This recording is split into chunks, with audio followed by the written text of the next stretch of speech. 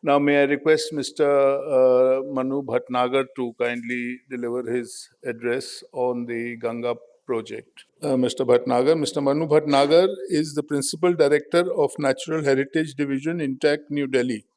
He is an urban and environmental planner and an alumnus of Cornell University.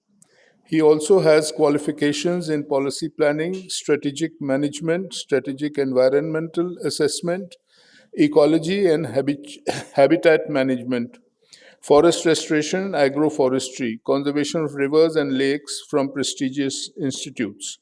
He has worked in India and in Southeast Asia on diverse projects ranging from urban, regional environmental planning to cultural documentation, river conservation, lake management, water policy, sustainable agriculture, urban biodiversity. He has authored 4 books pertaining to rivers and bioregions. He is a member of the Delhi Biodiversity Council and Delhi Wetlands Authority. Yeah, good morning, everyone. Chairman, sir, Member Secretary, our eminent panelists, and our esteemed conveners. Natural Heritage Division has, over the past almost 4 years, carried out a project for documentation of the Ganga, 2,500 kilometers from Gangotri all the way down to the Bay of Bengal. And this was a project sponsored by the National Mission for Clean Ganga, with the objective of taking a holistic view of the river rather than just a merely technological view providing STPs and so on. Ganga being a river which has a sacred aura and has many more facets than just a flow of water. It is actually a cultural stream, area full of natural heritage, of cultural heritage. And all our 3 divisions, that is natural heritage, cultural heritage, and architectural heritage, were involved in this. Now, we had these 51 districts, and the area of work was a band of 5 kilometers on either side of the main stem of the river. So here we were to see these 3 aspects of heritage. And we actually managed to do it in almost 4 years, though because of the COVID, there were, of course, many a times when we could not venture out into the field. Now I'll briefly explain what were the kind of works done. And so for every district, we generated these GIS maps, and we have got details of all the water bodies which are within that 10-kilometer band. So these are all mapped. We have got erosion-prone sites, and I'll show you how significant they are. So if we join all these district maps, then we have an entire map of the erosion sites along the river. All the major and minor tributaries have been mapped. Because of the immense amount of literature search and research which we had to do, we also came across several of the old paintings which showed us how the river was. These are the water paintings of the colonial times, and this is a view at the Moti Jharna in Sahibganj, and you can see the large boats which were used at that time, because Ganga was the main artery from the Bay of Bengal all the way up to at least Allahabad, and thereafter, by the roads of that time. Gradually, the railways and the road system removed the traffic from the river, and at the same time, the river was also losing water to almost so many dams, and now we have mapped that there are already about 1,000 interventions by way of dams, anicuts, barrages, which are extracting water from the river and not really leaving enough for biodiversity or for navigation. So the work in Uttarakhand, which was carried out by our Uttarakhand chapter, many interesting facets emerged. These are snow bridges across the streams, melting rapidly, glacial lakes and tarns, many of them spread on the Himalayan landscape. We also looked at something which we had originally not thought of looking at, but could not overlook when we went out into the field, And that was the beautiful riverscapes all across. And it is not just the physical aspects which need to be preserved, but also, the aspects of beauty. Areas of outstanding natural beauty are also part of our heritage. So we had these riverscapes, Balia, Bundelkhand. This is a view from the Chunar Fort in Mirzapur district. We mapped distributaries and tributaries, and we saw that their condition is also deteriorating. Many of these streams, which contribute a lot of silt because their banks, their riparian vegetation has vanished. There are many streams which have actually disappeared, and this was also observed. And paleo channels, they have also dried out. We also looked at riverine islands, Nayachar Island on the left, and this is an island in Uttarakhand area. And these are an area which is completely neglected. These islands, they also constitute part of patch corridors for the movement of wildlife or for the actual habitats of wildlife, because the banks are completely occupied by human activities, so there's no place for them on the banks, so they move to the islands. But if we start colonizing islands also, then where would they go? And they perform a lot of services, ecosystem services. This is the Raghopur Dyara, 250 square kilometers opposite Patna. And this has been colonized to the extent that it has now been declared an administrative block of the city. And all this has come up without any directions, without any plans. And if this would be the fate on various other islands, then we can, bid goodbye to the river. A huge island. You can see this is next to Allahabad, and mostly it has been cultivated, but on the extremes, you can still find a lot of woodland which is there for the wildlife. Huge wetlands. So this is Kabartal in Bihar. It's a declared Ramsar site. But the way we are looking after them, even in spite of declaration and notification, is not giving much hope for their survival. So we need to look after these wetlands with proper conservation measures, and otherwise it would be an empty exercise.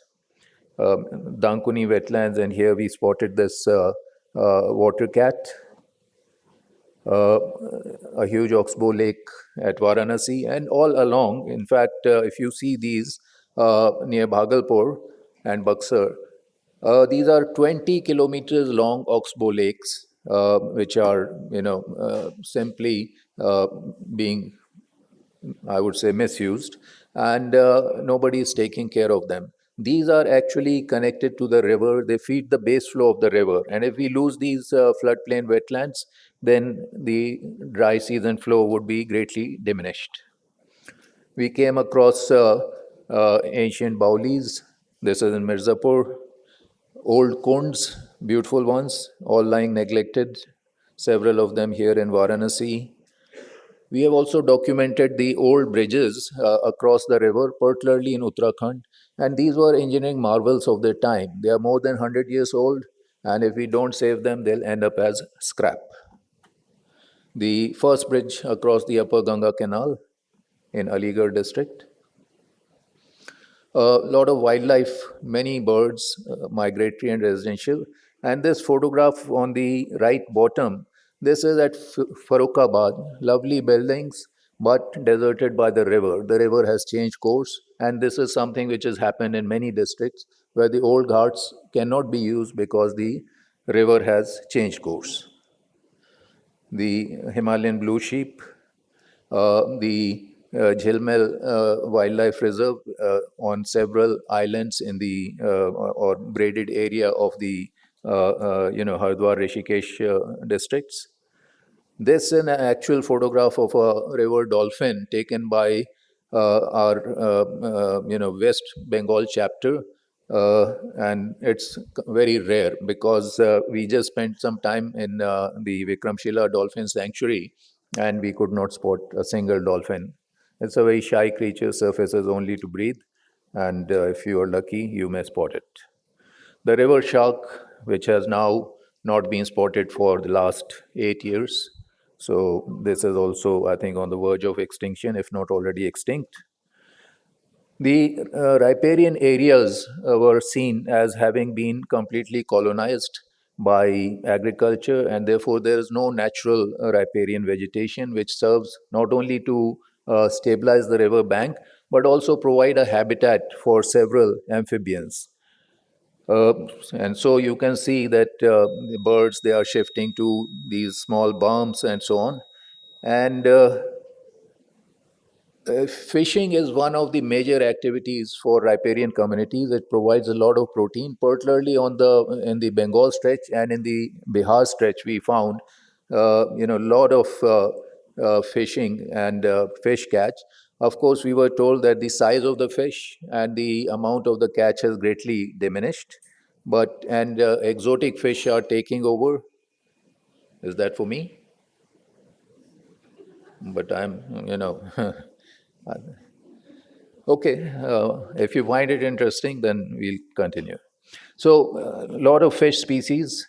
Then, along the banks and on the islands, we found in several places these grasses, the riparian grasses, and the local communities have many uses for them, making brooms, uh, using them for medicine or roof thatch, and so on.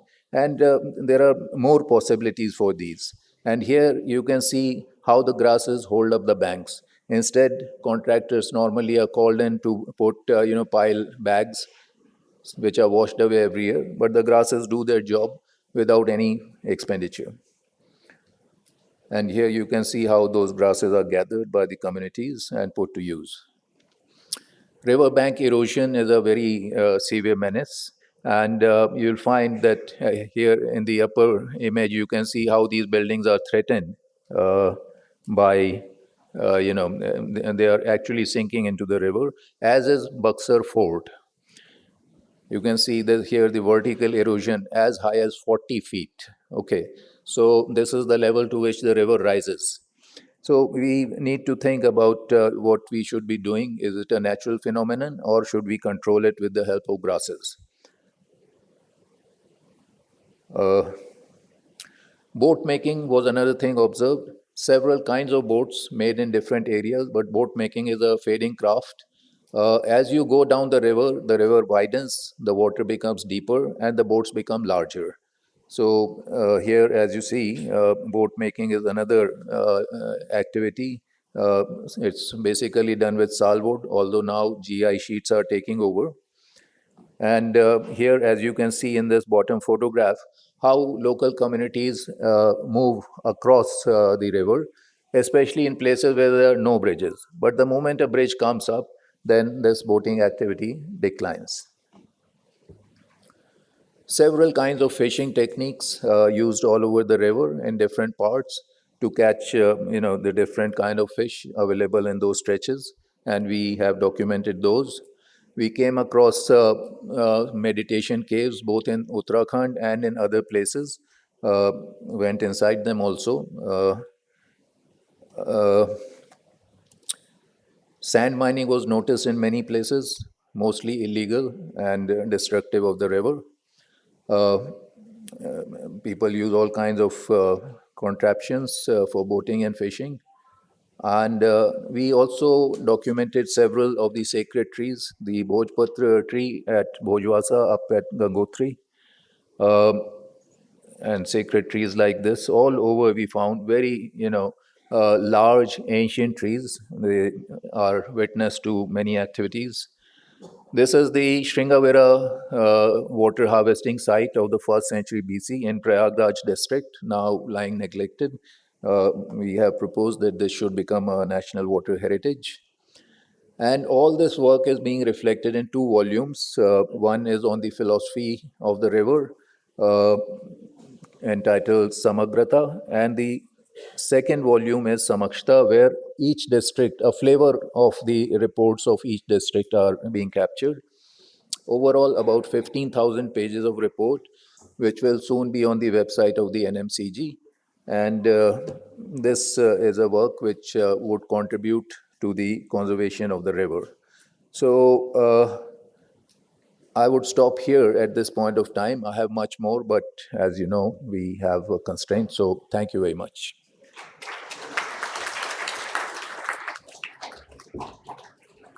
Many thanks, Manu.